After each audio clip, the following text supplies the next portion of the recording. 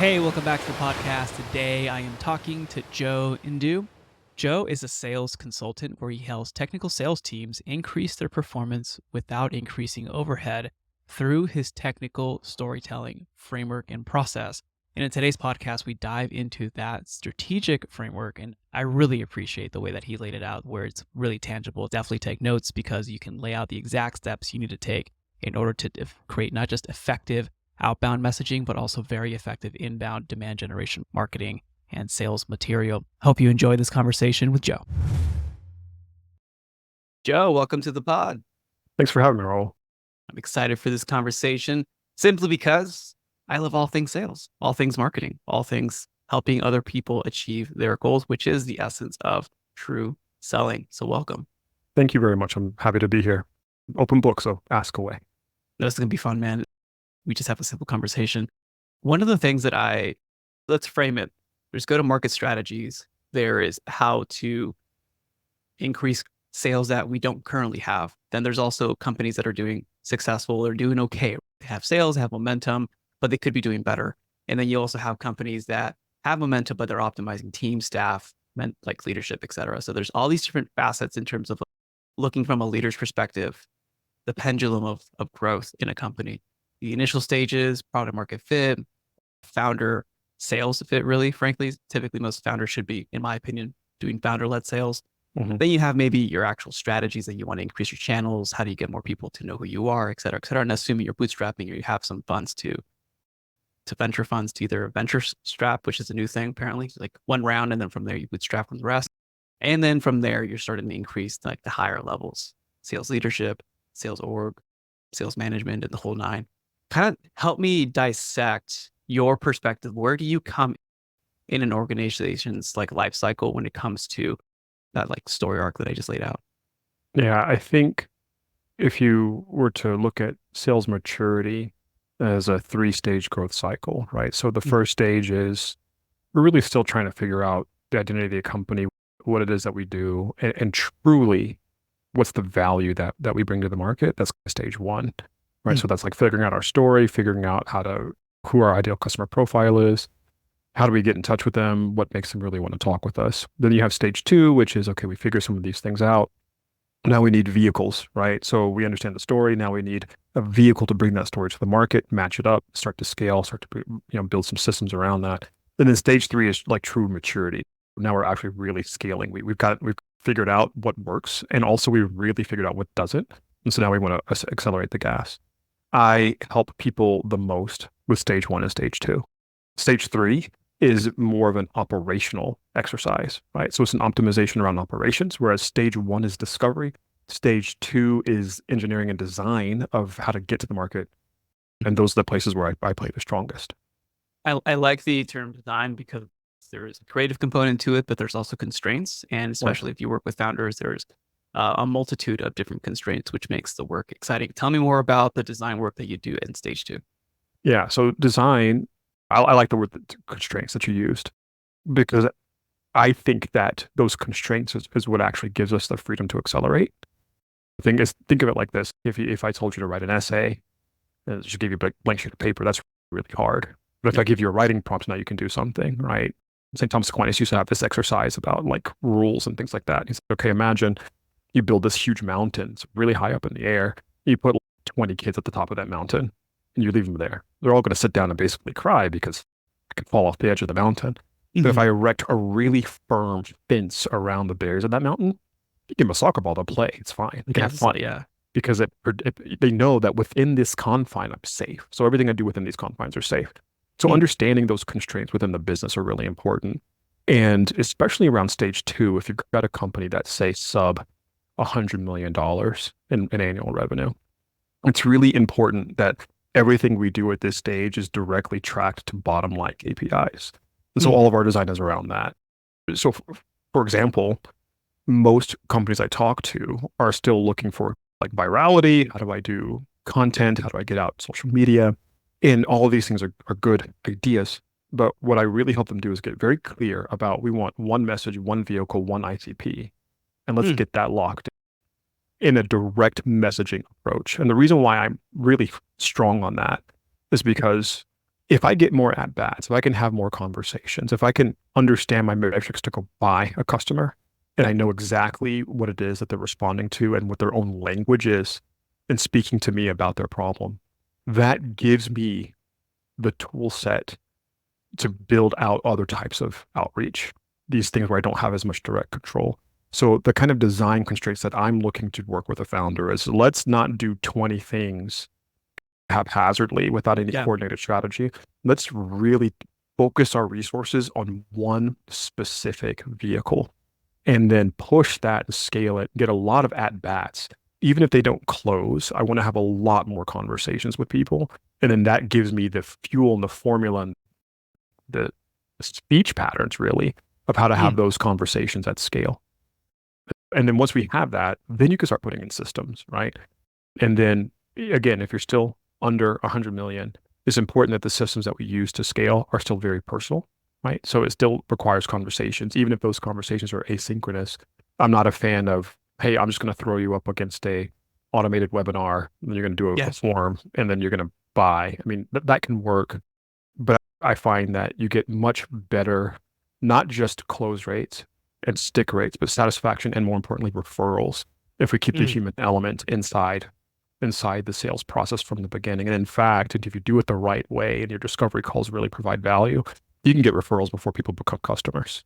It's probably, just to put a pin on it, it's probably one of the most valuable things I've heard in a very long time when it comes to sales. Is usually when it comes to sales and marketing, we talk about, okay, how do we get more MQLs, SQLs, people on the phone? How do we get more done deals, close deals, won, and move people to that stage? But that's usually where the thinking ends. It doesn't really go. It's how do we create the process so that we have higher LTV, more referral rates, lowering our CAC, our cost per acquisition? Like, I think Absolutely. those conversations are more, not to like say, oh my gosh, Joe, amazing work. But it's like, dude, I like that because it's a more mature approach to strategy versus, hey, let's just get as many leads as possible and as many close one deals.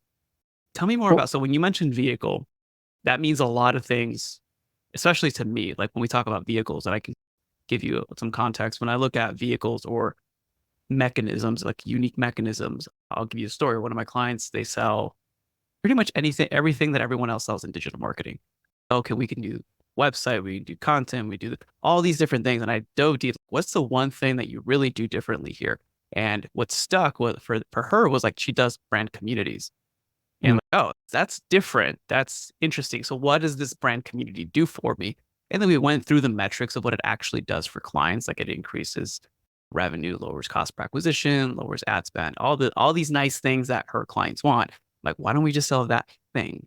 Instead of right. selling the work in the hands of like, I can do all these different things and just be a commodity, I'm going to sell you this thing that is different. So for me, that thing becomes the vehicle. And I'm speaking in very simple languages here, but that actual package, Yeah. product, is what I call a vehicle or unique mechanism. I want to define here on your end, what does it mean when you focus on, you mentioned one ICP, one problem, one vehicle? Is your vehicle that you're describing like our go-to-market strategy, our channel for outreach, or is it actually like the thing that you're selling? I think I'm in alignment with you here. It's the thing that we're selling, right? Okay. So we want to have one core operational job that we're doing to bring value at the beginning. And that oftentimes makes founders freak out, but there's just so much benefit from focus. And that focus helps you not play in areas where you shouldn't play in. So you can get really good at one thing, which means you now can start getting economies of scale. You can Mm. fulfill faster. You can fulfill better. Your revenue per deal goes up. You can start, many of the clients that I work with don't do products, they do services. And so when we get into sort of one core vehicle allows them to not charge on time and materials, but charge on value. And so now they start Yeah. seeing exponential EBITDA growth, like exponential EBITDA growth. It's really Yeah. beautiful because they're doing less work. There's less change orders. There's less client frustration. Everybody's happier and they're more profitable. It's a silver bullet. And I can't take credit for this. It's not something I designed. There's many Yeah. I mean, consultants who there's came so many before me. things. I Yeah. wrote this a while ago. Like everyone's going to keep writing about positioning, and so many things will be written and have been written. It's not going to change. But I think the interesting part here is that it stems back to our perception, right? We see things differently depending on obviously value-based pricing, but it's all our perception, which I think is what leverages what we're leveraging here. One one of the interesting things here that I want to poke around, because now I get where you're coming from and seeing where this can go. So value-based pricing, obviously, we're not going to dive deeply into Sure. that, but I would recommend looking into what does your market care about and what is the deliverables that you actually do, and how, for example, simple example, you have a heart attack, and if you can get this thing, this cure, whatever, and they're going to save you from dying, how much is that worth to you? You probably pay several $1 million for that versus $30 for I don't know, a little pill or something. It's like, it's all depending on what's important to you. Selling services, finding the one thing. Let's dive into the one thing and finding that unique factor. How do you work with clients to find the unique factor? And I think this is going to be really enlightening for the audience, because I think right now there might be people listening who sell several types of things, multiple pieces. And I'm going to skip to the end saying, I know it's going to feel scary to position yourself. It's going to feel scary to only sell one thing, but this is getting your foot in the door so that you can expand your services and do more for them. But it also helps you become more profitable and streamline operations. But I think the key thing is discovering what is that one thing, and then working through your mechanism, which is you actually help them highlight that one thing through your technical storytelling system. Correct. So how do you combine both? Yeah. So if you allow me to take a step back, trying to help a client figuring out what their one thing is, what their one vehicle is, depends on really what stage of maturity they're at. Let's start with stage one, which is they still don't really know themselves, right? They're still looking to figure out how they match with the market. And so they've built something, some service, some tool, some technology. And they did it, most of the time they did it with a problem in mind. And then typically by the time they're talking to me, is they've already hit some frustration there. So, okay, I've used ChatGPT Vision to analyze pay stubs, right? Because I want to shorten the close cycle for underwriting, let's say. That's a real example. And then I set up my Clay workflow.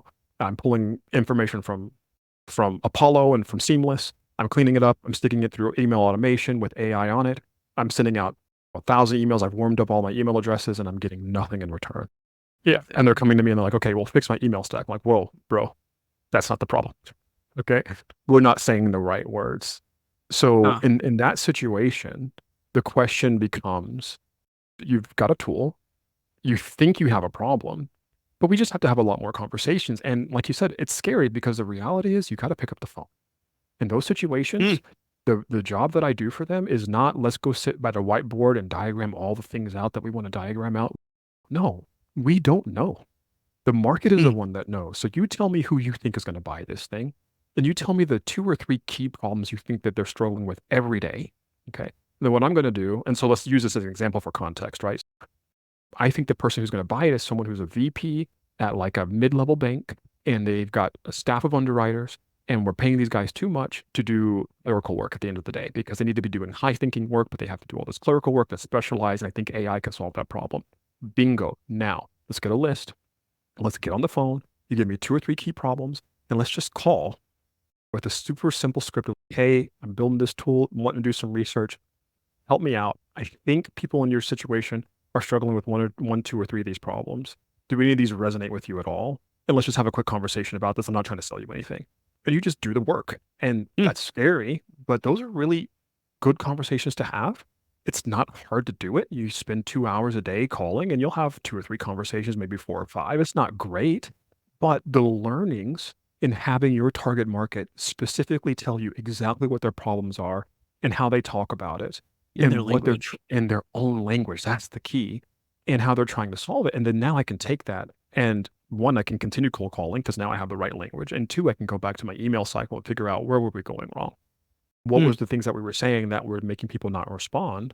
And we make everything buyer oriented. And then from there, we get into the storytelling system, but we start telling stories that attract people to say, hey, you get it. You get the problem that I'm having.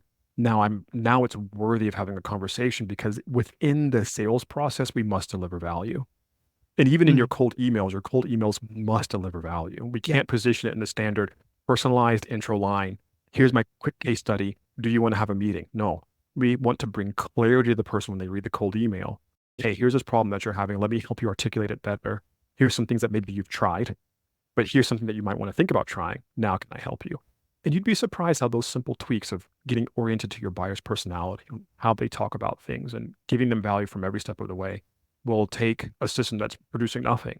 And then from there, you start getting some real traction. That's fascinating. I know we're going to dive in and get nerdy with the tech. And I know a lot of people like, whoa, Clay, seamless. How do you tell me how to send 1,000 emails at scale? There's plenty of YouTube videos to show you how to do that. But it sounds like this particular example, they're more technically advanced. So I love using Clay. I love Apollo, but I think you have to use them this is like the thinking that goes behind pressing send. So help me understand a little bit further, because this is really insightful. First, we do the actual market research.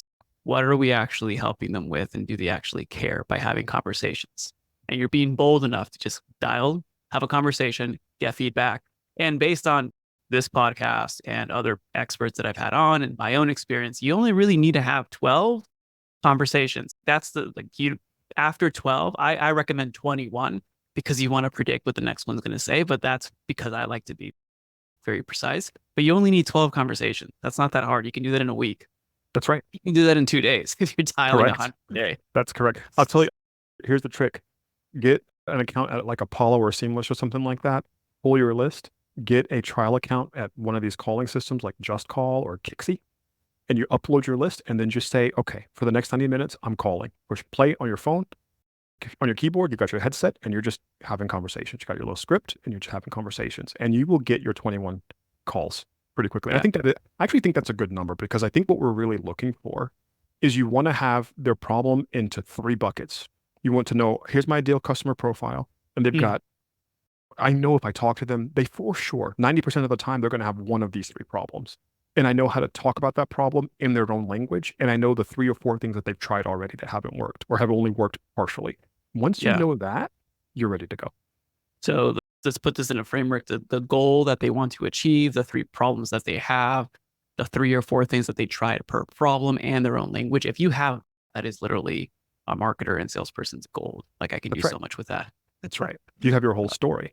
And then now you map that to your escape arrival framework. So it's okay, here's the place that I'm at, and I want to escape from that. Here's the place that I'm going to, and I'm trying to arrive from that. You map out that transformation process, and different people are going to be at different stages. And so now I know, once I'm having a conversation with someone, where they are in this process, what's the next Because thing you that's going bucket to be. them. So you're bucketing them. Interesting. So tell me, how do you work this into your technical like storytelling system? Because right now we just did the heavy lifting work. Like, this work in itself, to be honest with you, every startup, every founder has to go through this grind. You get that, get the insights. How do we implement this to get tangible outcomes, like you mentioned? Yeah. Okay. So there's 2 parallel tracks that are running. The first thing is, once I have these buckets, I'm doing cold calls, and I'm never stopping that. I'm just going to keep calling or doing cold emails, but I prefer calls because I think it's faster. And I think people don't do it anymore, so it works. Okay. So I'm doing that to have one-on-one conversations. But while I'm doing that, there's one missing piece, which is I have to do research into the market. Right? So I've done research into my potential clients, but I need to know the surrounding market, like what's going on socially, economically, technologically, et cetera. What are the market outside influences that are present today in 2024, or whenever someone's listening to this, that are impacting their reality? Because what I really want to do is look at trends as things are changing over the past 3 years, 5 years, 10 years. So for example, let's go back to this underwriting thing. The annual salary of underwriters has gone up by 23% over the last 4 years.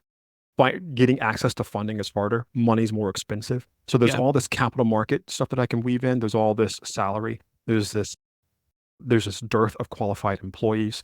And so I weave all these things in. Plus you have fintech coming in, which is going digital first. So you have all these standard local banks who are caught stuck with, I have aged technology, increasing overhead costs, and no real way out of that situation. And if I don't do something, I'm for sure in the next 2 to 3 years, my loan origination is going to tank, which means I'm not going to have any money.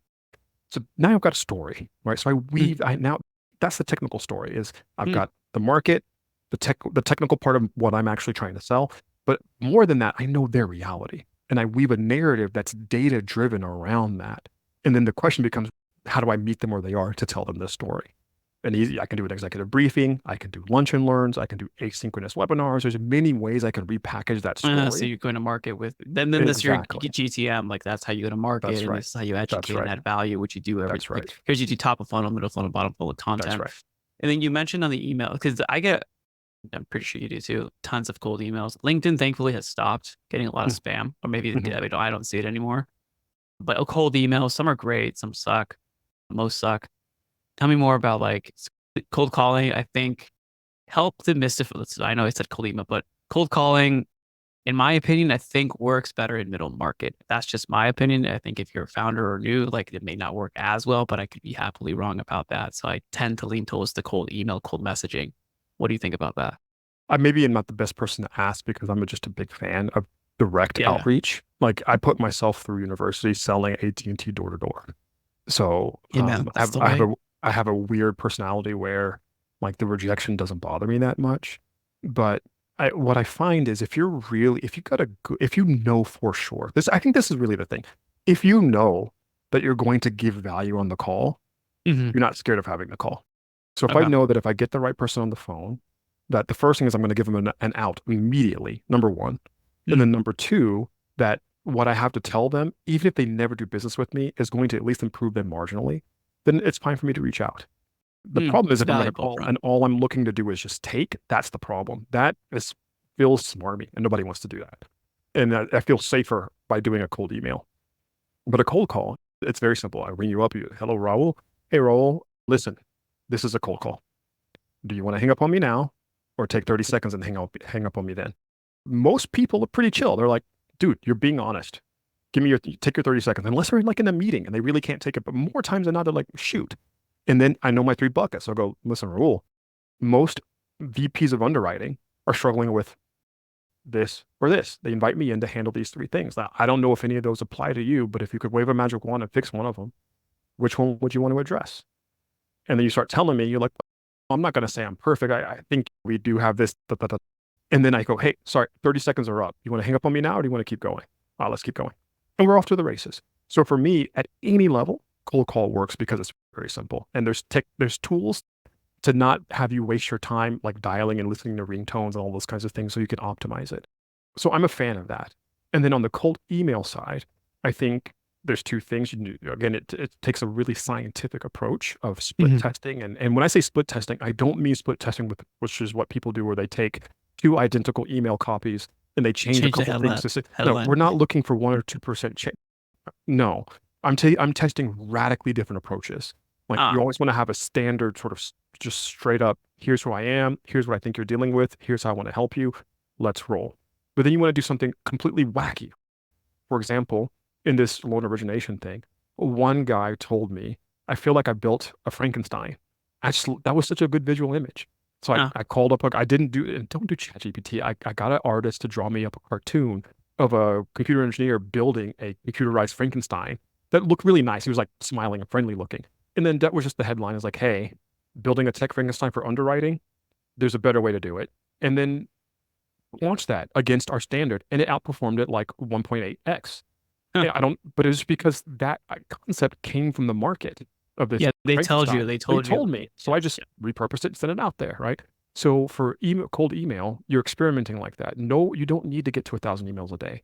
You can start with 20 to 50 Hmm. until you figure out what's actually responding. Because, for example, if you're getting 3% response rates, that's not good. People are like, oh, that's great. No, it's not. That's not. That means you've really messed up somewhere. You're either Thank you sent, for saying that. yeah, you're Everyone who sending. says, "Oh, you're sending 1,000, you get 3 responses. It's gonna be amazing." That sounds No, terrible. dude, that's oh god, nobody That wants to. sounds terrible. And then you've got all this tech thing that you have to manage your whole, because you're burning email addresses. There's all these other things you have to be paying attention to.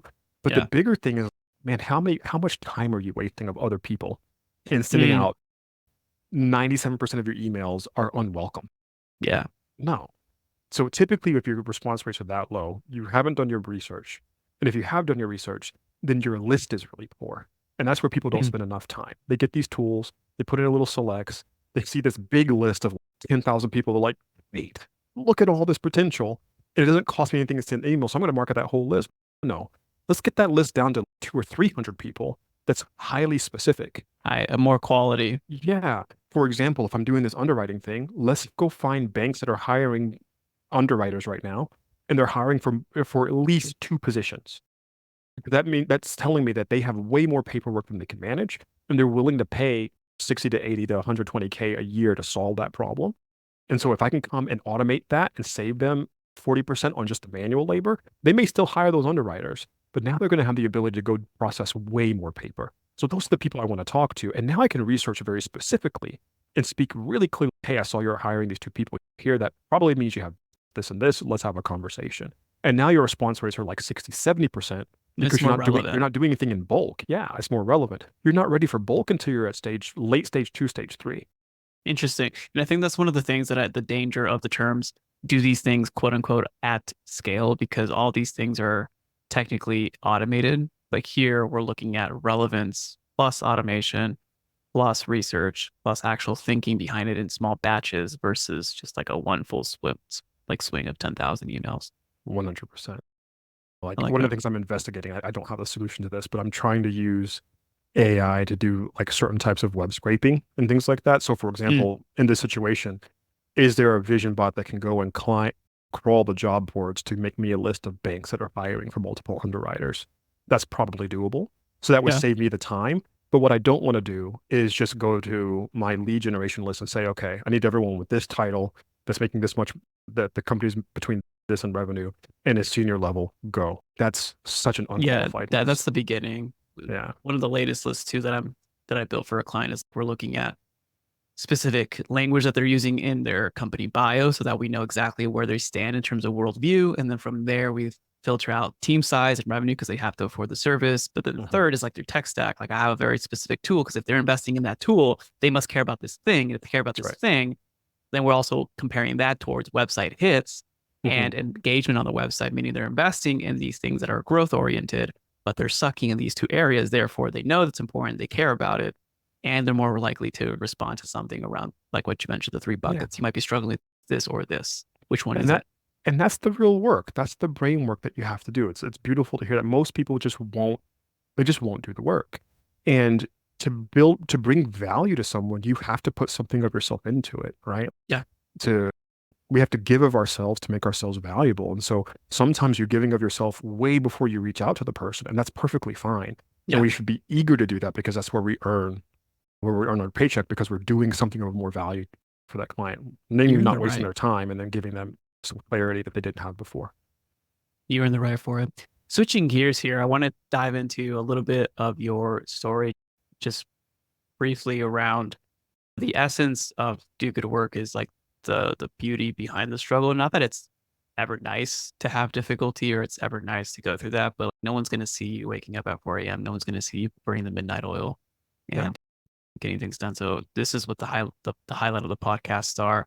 I know there was a time in your background when you mentioned where it was very difficult. Second child on the way, you got let go, and what helped you stick through that? Because I think it'd be useful for us to hear not only the good, but also like when things get difficult, like how'd you persevere? Yeah. I've had definitely my fair share of struggle.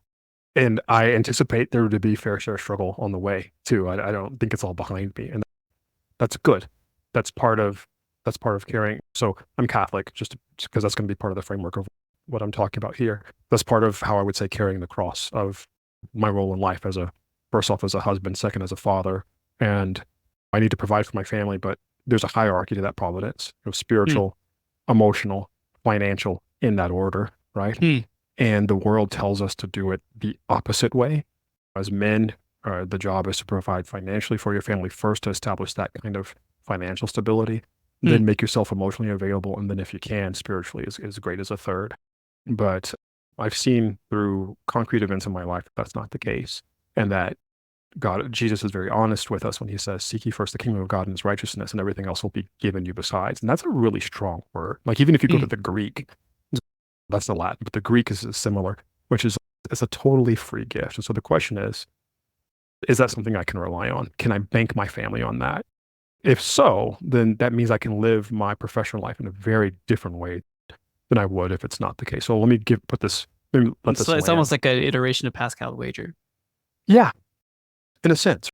But the difference between Pascal's wager and what I'm talking about is Pascal's wagers, okay, play your bets. And what I'm saying is, Oh, no, yeah, yeah, yeah. I think no, it's the but same. I'm taking it the next step, which is put it to the test. There's very few times where God says, put me to the test. And at the end of the prophet Malachi, he said, in this situation, he says, when it comes to providing for your family, this is one place where put me to the test. Okay, let's see. So in this situation, I'll be very concrete. So my degree was in biomedical engineering. I Yeah. went to school. I happen to be blessed with knowing how to do school well. There's many things I can't do well, but I can do school really well. I can hack standardized tests. I just get it. My Oh, wow. brain works that way. I can take, I took I was a AP B exams for, student. Maybe A and B, but yeah, yeah, I might this be a is B person, but I'm a great student, man. there you go. If I could get paid to just be in school, I do it all the time. I'm good at school. Dang. Anyway, so I go to university early, and I'm on this fast track to get my doctorate in undergraduate and doctorate in 6 years. Wow. I'm like, yeah, but then I really rapidly discovered I didn't want to be a doctor. Okay, no problem. So I pivoted and did biomedical engineering. I graduate and I come to the faith around that kind of time. And I'm here in Houston where there's a huge medical center, lots of firms I can go work for. And for me, this may not be the case for everyone else, but what I discovered was all of them source their tissues from aborted fetal stem cell lines. Mm. And so for me, ethically, I had to walk away from my career. I Mm. couldn't find a company that could guarantee that I would never have to work with those types of tissues. I happen to have just gotten married, and my wife and I were blessed with pregnancy within the first 6 weeks of our marriage. And then that first pregnancy was delicate, so my wife had to leave her career. So she leaves her career. Oh, I wow. leave my career. I'm working 2 jobs now as a result because I'm trying to figure out what I'm going to go do. So I tested in for business school. I wanted to go to Stanford Business School. And I was working for a company that did test prep at the time, running their Mm. Houston office. So I was working in the day, working in the night. My wife has the baby. Obviously, I want to be home with my family. So we discern, okay, let's leave the night job because you're working too much. I need you here. And this is not really a good way to start a family.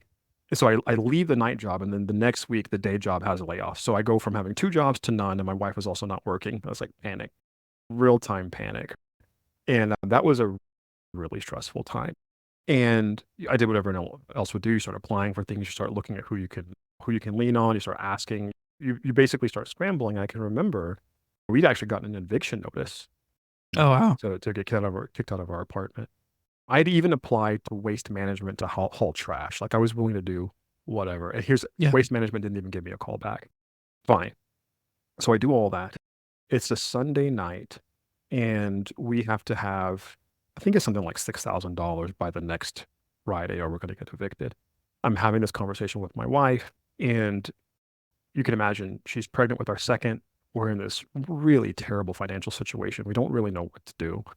And she tells me, like, she's looking at me like, you're the head of the household. What are you going to do? And I've tried everything. We've asked, we've Yeah. applied. I don't know. I don't have an answer for you. I wish that I did. I know that this is not how we want our marriage to go. This is not the situation we want to be in. I understand very clearly how stressful this is, and I'm carrying the stress too. But I don't know what we're going to do. God's going to have to help us. And she's like, no, like God, yeah, God's helps, but you got to put your action into it. God helps those who help themselves. And I was like, no, if that is how God is, I'm not interested in him. Mm. So what do you mean? I'm a bad father. I'm just a new father, and I would never treat my son like that. My son really needed my help, and I saw that he's been trying things that weren't working. I'm waiting for him to figure some things out before I lend a hand. That would make me a pretty crappy father. If Mm. God's like that, then I'm And not you're out. interested. Yeah. I'm out. I'm out. I'm totally out. So Wow. we went to sleep like that. Kid you not. I'm not joking. I woke up the next morning with an email from a client I hadn't talked to in 4 or 5 years. Yo, Oh, Joe, wow. I want to go to business school. I just discerned I want to go to business school, but I got a test in 2 weeks. Can you work with me every day this week? I'm home for break. I'll pay you $6,500. But I know it's crazy, but can you help me? Absolutely. So It you're was, good at school, and this guy needs to go to school. yeah. Exactly. Yeah, And that's it was, amazing. and not just that, it was exactly the amount that we needed, like within a couple of $30 more. Like it was Wow. exactly what we needed. And it was like that from one night to the next morning with me having done nothing. It just shows up in my email. I still have the stub from that check in the frame I as a love it. memorial for me to remember. Yeah. So for me, I don't, when people that talk to me about like the struggle, I want to be very clear that for me, the struggle has been struggling to realize that it's not about me. Like all I can do is knock the doors. Like Saint Joseph, when he's trying to figure out where he and Mary are going to go, when he's trying to figure out where is Jesus going to be born, the only thing he can do is knock doors. He's just knocking doors and trying and trying. He didn't have some master plan that figured things out. He didn't have some. It wasn't anything of his own merit. His merit Yeah. came in his fidelity to the process. Of my job is to Mm. knock doors. Be faithful God to handles the process. rest. Yeah. And so for me, that's what I've discovered is I just do the next best thing that I'm supposed to do, knowing that there's 90% of what's going on. I have no clue. I don't know how it's going to pay off. I don't know what's going to happen long term, but I can trust the process and I can rely that God has the rest of it. And so I just keep knocking the doors. And so people are like, how do these things work? I'm like, I'm not that smart. It's the discipline of hope, just being right? You're disciplined to- disciplining on hope and trust. That's exactly right. And just to put a bow around this story. So remember I said I applied to Waste Management to haul trash. They wouldn't give me a call back. Within 3 years of this event happening, I was in the boardroom of negotiating major deals with Waste Management, and I told their CFO to his face, 3 years ago, you wouldn't call me back to haul your own trash. Dang. Sign the document, bro. It was awesome. That's incredible. Oh my goodness. Awesome. That's beautiful. Thank you for sharing that, man. Yeah. No, really this is great. Joe, for everyone listening here, where can they go to, one, thank you for being vulnerable and sharing who you are and your insights, and two, learn more about what you're up to? Yeah. So the best place to reach me is on LinkedIn. So /Joseph Ndu, JOSEPHNBU. That's my LinkedIn page. You can reach out to me there, or you can go to thecatholicCEO.com, which is the organization I do most of my work through. Both of those locations are places you can get in touch with me and other folks like me who do similar work. Because, for example, my sweet spot is within technology, but if you're in a different kind of company, but you like this kind of approach and thinking, there's people we can connect you with who think like this, but have specialties in different fields. I like it. I'll put the link to your LinkedIn on the show notes. Joe, thanks again, man. My pleasure. Take care, man. Thanks for having me. Thank you for listening to the podcast. If you'd like to get more of these podcasts, please go ahead and subscribe to wherever you're watching or listening to the pod. If you have any suggestions or questions that you want me to answer on the pod, or you have a guest that you want me to interview, please go ahead and email me all of your suggestions and questions at podcast@dogoodwork.io. That's podcast@dogoodwork.io. If you'd like to give me public feedback, you can go on Apple Podcasts, and from there you can leave up to a 5-star review. I would greatly appreciate that. If you like more free resources where you can get my best strategies to help you increase your company's performance and scale profitably, you can get handpicked articles to propel your growth, and you can get trainings and discussions that I give freely online, as well as low-cost resources such as my books and guides, you can get all of that by going to dogoodwork.io/free-growth-resources. 90% of all of these resources are not behind any email opt-in, so you can get instant access by going to dogoodwork.io/free-growth-resources. Now, if you'd like to accelerate your progress and shorten the gap between information and action and start seeing results in your business, let's work together to increase your company's performance and scale profitably and serve more clients without the overwhelm. You can request a free clarity call to see how we can best support you to reach your goals by going to dogoodwork.io/apply. Again, that's dogoodwork.io/apply. As always, it's an honor to be a small part in your journey. This is Raul Hernandez. Do good work.